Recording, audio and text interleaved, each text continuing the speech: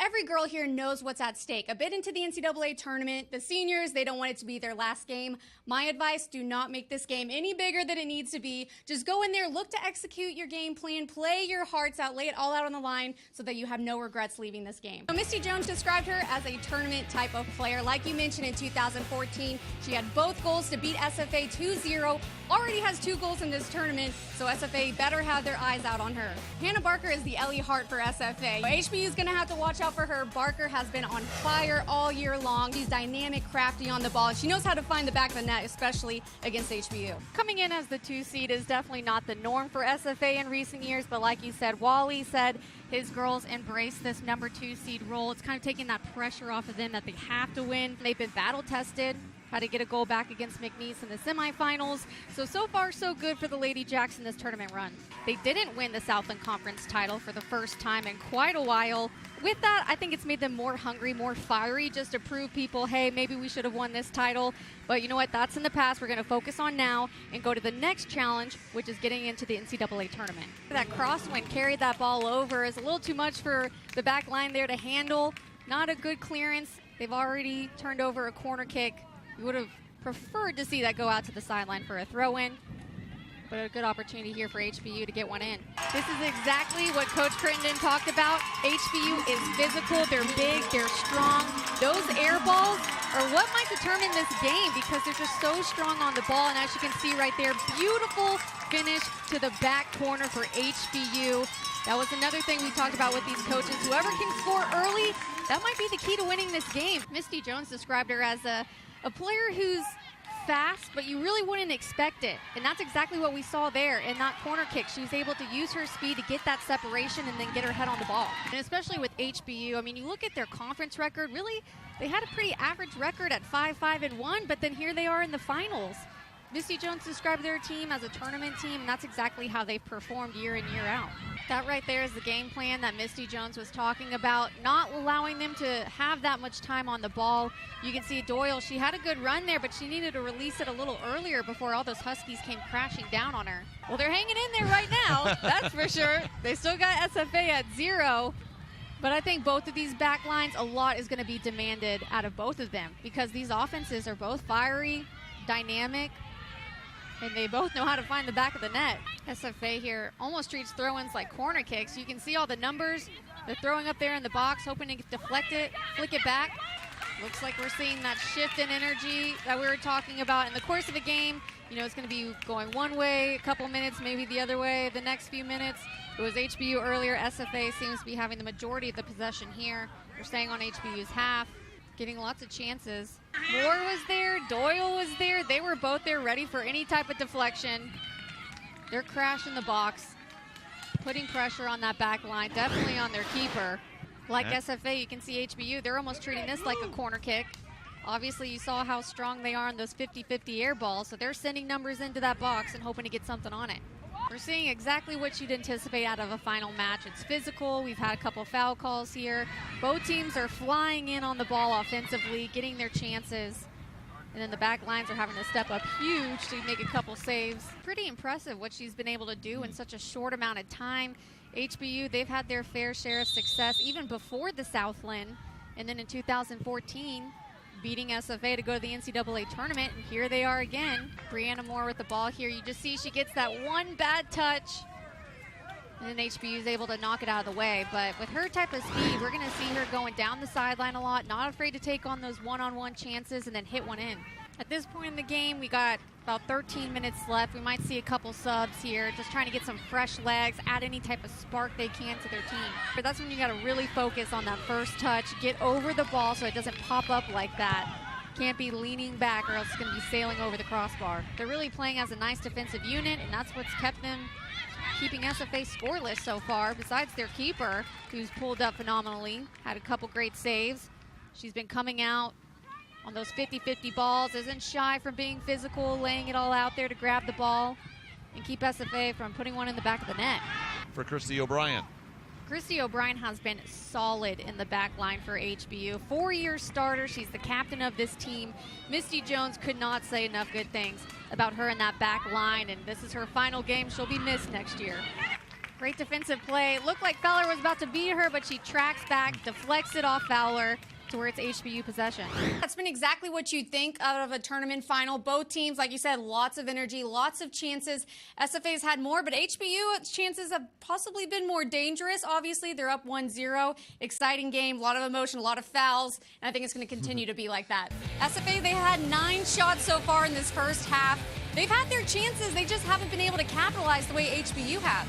That's what I say, just stick to the game plan right now. You got 45 minutes, stick to the game plan, don't get ahead of yourself or anything like that. If it's 1-0 with 10 minutes left, yeah, change your game plan, fly more numbers up there. But right now, SFA is playing well. That's exactly what Wally Crittenden talked about in this pregame, was how dynamic and great their front line is.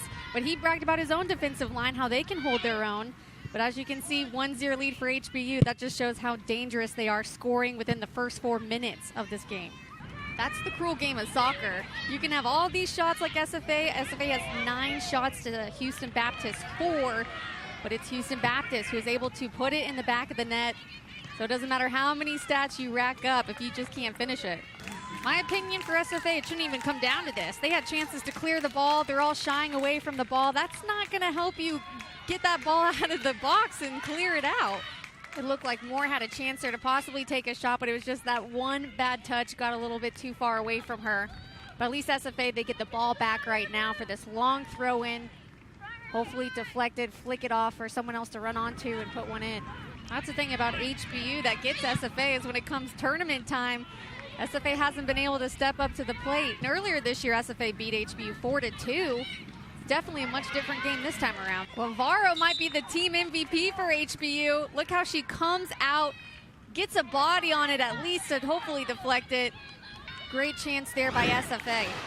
With that counter, HBU had the numbers. They were up 3-2 on that, but Brooke Dunnigan, that's a gut check move right there. She was actually in the box for that corner kick, tracked it all the way back.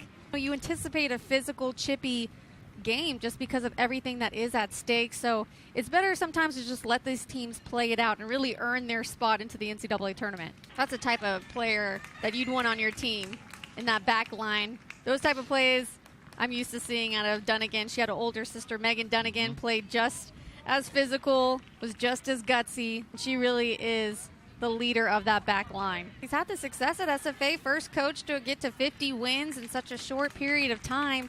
But getting to the NCAA tournament is the last final thing he has not done here for SFA. I'm sure that's one thing he wants to check off his little bucket list.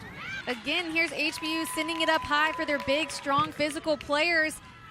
Unmarked, completely unmarked. That's the hard thing about these games, too, is your emotions, your adrenaline is running so high. Sometimes you don't realize just how much time you have on the ball to, bring it down, be calm, play feet, and in that case, just bring it down and get a good touch on it. Good there by HBU. They forced Barker there on her right foot. As I mentioned, she loves playing with that left foot. They forced her on her right. Obviously, it wasn't as effective, and they were able to clear that one out of the box. They had their whole team on their half looking to defend. They're not taking any chances. It looks like they're going to sit back, defend, and then counter as quickly as they can and maybe get a second goal that way. It's getting more dangerous because now when SFA is attacking, they're actually targeting and looking to get the ball to their own players instead of just hitting it aimlessly, hoping someone dives in. It looks like they're actually looking in the box, seeing what they got, and then trying to find feet. It doesn't matter what your ranking is. When it gets to this point of the season, if you're on that momentum, you got that fire under you to win, anything is possible come tournament time. And this has to be at least the 8th corner of the game for SFA. That's opportunity after opportunity after opportunity. You got to finish one of these 8, if not more, corner kicks. Looks like he might have a cramping issue right now as he's massaging the calf. And HBU, they had a long run to get to this point, having to play since Wednesday in the quarterfinals. Didn't get past the semifinal game to get to this final. So there's been a lot of games under their belt. You're getting to that point at the end of the weekend where you're going to start feeling it. I'm telling you, it's that crosswind. It's kind of carrying it over. You got to be able to get your hips around the ball, pull that back out, so then when those SFA players are running forward, they can really just run through the ball and finish it through to the back of the net. Considering just how big HBU is, I'd prefer they be throwing it to feet and play around them because HBU is so physical and strong and they're good at winning those 50-50 balls. When they're throwing it up high like that, and you're outmatched like that with the height, it's not really helping your team keep possession in these final moments of the game. And she's got a goal in this tournament, scored against McNeese. Way outside the box, and even on a first touch at that. You can tell we're getting into these final minutes of the game. It looked like Barker was just trying to get everything that she had there to stretch out and get it. She's moving a little slower, but a great sub here with Brianna Moore. She's a little firecracker, very fast, quick on the ball. Might be the spark SFA needs to get a goal in the equalizer. SFA, they're trying to be patient with it and not get carried away, but now we're about 8.5 minutes left in this game. You just got to get it in there. Those are the fouls you can't give away. Didn't even get the ball on that one. That was just all body chopping right under her. Those are the senseless fouls you can't give away in these final 4 minutes. You're down 1-0. You have to play smart. Kudos to HBU. They've been staying strong, sticking to their plan. They're executing, and that's carrying over to keep them up 1-0. SFA, I feel like I've seen those mental lapses because they're tired and they're getting that just much more desperate to score. Win in 2014, going again back in 2016. That is now 2 runs for Misty Jones. Already was the first coach in HBU athletic history to make it this far. Now taking a second trip, and what a feat for them, going in as the number 4 seed, going against number 2 SFA, pulling off the upset once again. Almost like a repeat of 2014. And to get the first goal within the first 4 minutes, go through that goal for us. Now you're going to the NCAA tournament, your second time going around. What kind of havoc do you think you guys are going to be able to wreak in this NCAA tournament? You heard her give credit to her back line and her goalkeeper, and I got to say the same thing. Defense wins championships. They held strong in that back line. Guevara was coming out of her line, getting save after save, and keeping HBU in this game with that 1-0 lead.